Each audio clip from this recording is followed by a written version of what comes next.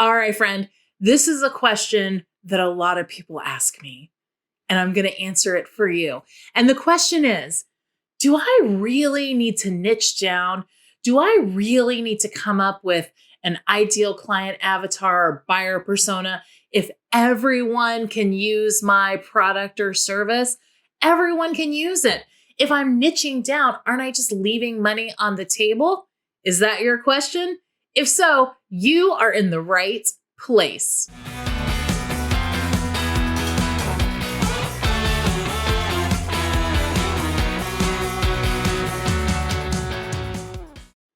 Welcome to the Shoestring CMO. I'm business coach Wendy Lawson, and I help micro business owners market their business on a shoestring budget. So if you've got big hopes and dreams and just a few dollar bills, you are in the right place. Today, I want to talk about the real reason, the one and only real reason why you really do need to come up with an ideal client avatar / buyer persona / target market. Those are actually two different things. And we're going to talk about that today. So first of all, I talked about this on an earlier video, and you can go watch it if you haven't seen it yet. The difference between sales and marketing. So marketing's role is to go out and educate the masses, the people, all of them, right? It's mass, about the benefits of using your product or service. So marketing goes out to the general public and says, notice me, I'm awesome, okay? You need a target market for that. A target market means you're identifying a market of people that would be a good fit for your sales department. Now I know it's you. It's probably just you. So you are the sales and marketing department, but marketing is talking to a target market, a larger audience, okay? That's marketing's function. Sales, on the other hand, is converting a prospect into a customer. Sales does this through one-on-one communication. Now, it doesn't actually have to be old school phone call, but it's much more personalized. It feels like you're talking like you and I are talking right now.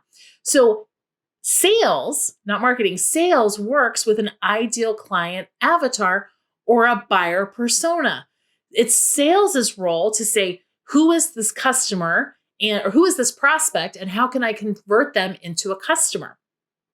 So the thing to take away from this is that your ideal clients will always be within your target market, okay? Ideal client, one person, target market, larger audience.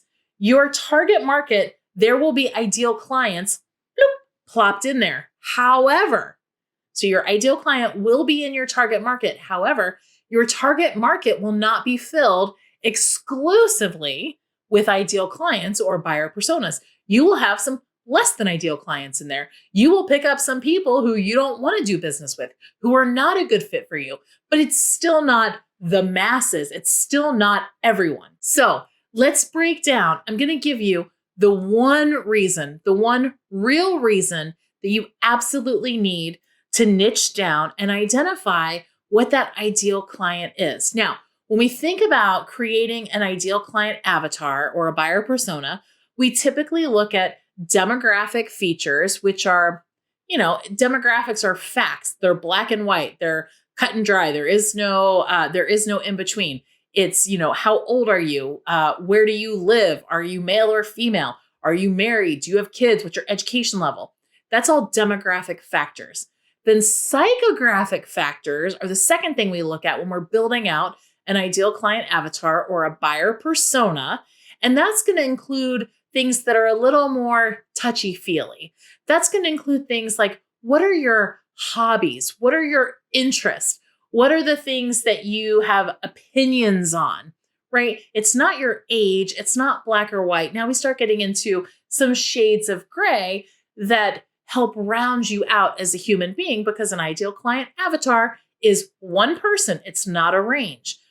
The third thing that we look at when we're identifying our ideal client avatar is the primary reason the numero uno reason that you need an ideal client's avatar or buyer persona.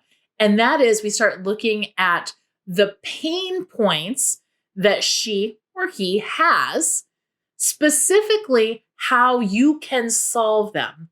See, it's so important for you to really understand this and think about this.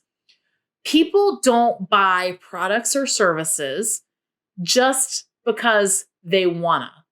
They may think that they make a purchase just because they wanna, but what they're really doing with their dollars, what they're really doing when they're spending money is finding a solution to a pain point.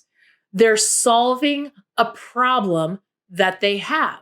Now, the reason it's so important that you know who your ideal client is because if you cannot convey what your solution is to their specific pain points, they'll never make a purchase. So it's not about knowing that it's a woman who's 45 years old and married with 2 kids and lives in the suburbs and went to college. It's not about that. That helps you understand who she is so that you can really understand what's her pain. What is she trying to solve? Where is she stuck? Because that is why she makes the purchase. That's why. It's not because you're funny or amazing, which I'm sure you are, but it's because you can provide a solution to a problem that she does not enjoy having. None of us like having problems, and everything we buy is a solution to a problem. Sometimes it's cut and dry. Sometimes, you'll buy a product, you buy a mop because your floor is dirty and you don't have a way to clean it. But sometimes we make purchases, like at the grocery store, on impulse because it's solving a problem that we may not realize we have.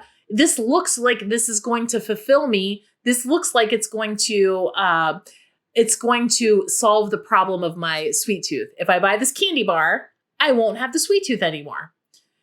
I'm going to buy these chips because when I get stressed out, I crave salty things. So this is a solution to my stress, right? So even when we think we're not buying a product or a service to solve a problem, we still are.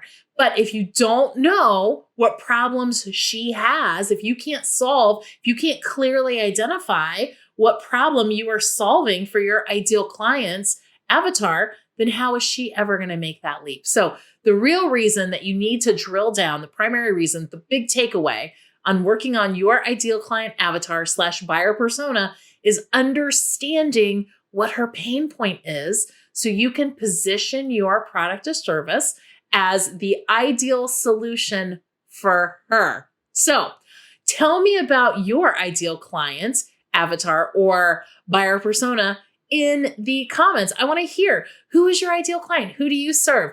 And hey, if you haven't subscribed yet, now you're starting to hurt my feelings. I would love for you to click that little button.